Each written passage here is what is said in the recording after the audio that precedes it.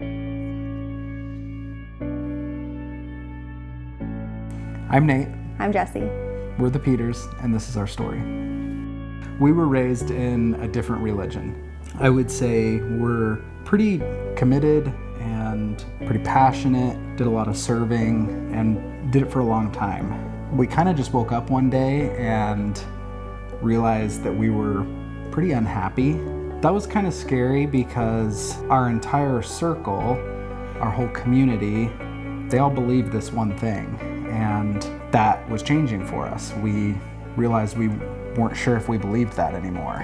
And fortunately, we were able to cross that bridge together. We wanted the same things for each other, for the kids, for our family, for our future.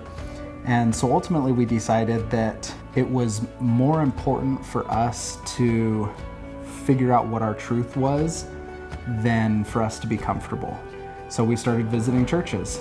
We started researching, and we would pull up a bunch of different churches and read their mission statement, what they believed, what they thought, and we'd spend a lot of time discussing between the two of us what our beliefs were and what we thought and where we were at. And so we found Real Life just searching, just reading mission statements, and it aligned with our values and what we believed, and so we decided to give it a shot.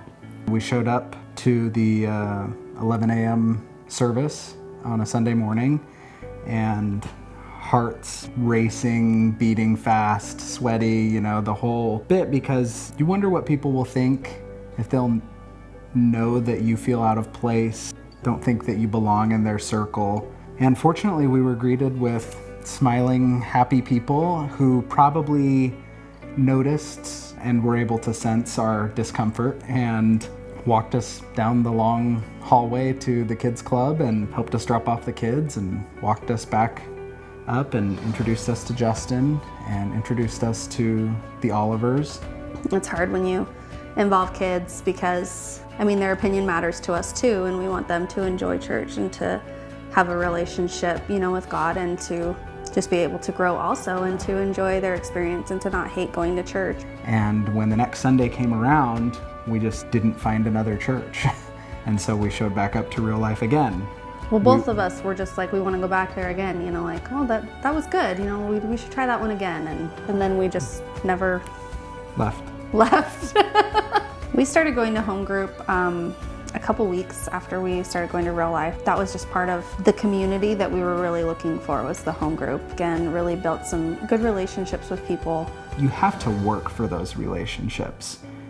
Whether that's through service, through home group, whatever it may be that the church offers, the programs that we have, you get out of it what you put into it. And I knew we are starting from scratch. And so we attended and immediately were just wrapped up by the people there, developed friendships, and really started to look forward to those Wednesday nights. To some extent, I feel indebted to Real Life. Like, how can I be that person that shook my hand at the door? How can I be the person that walked us down to the kids club? How can I be the person that, befriended us and welcomed us and didn't judge us, didn't treat us differently because, we came from somewhere else? Truth cannot be harmed by investigation. And so if you have questions, if you wonder, where do I fit in? What is there for me? What does this mean? Investigating can be the most life-changing thing that you can do. Don't be afraid, because I think we learn biblically that fear does not come from God. Don't let it own you. Don't be so afraid that you spend this one single life that you have doing something that you don't believe.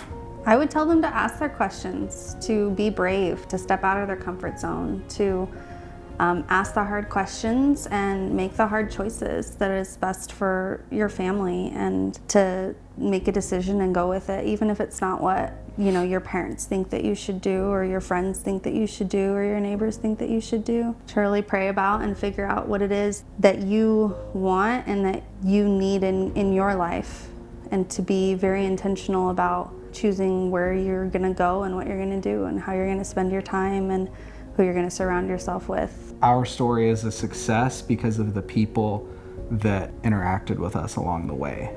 You might think that your job, the thing that you do serving, standing at the connection point, checking more kids in at Kids Club, it's really easy to see all of the things that aren't ideal about your circumstance.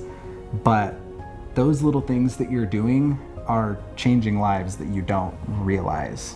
We are where we are because of the people who just showed up, just served, just loved. And that's really not that hard to do. Loving is not that hard to do. Serving is not that hard to do. Just be present. And it's pretty incredible the lives that you can change when you do that.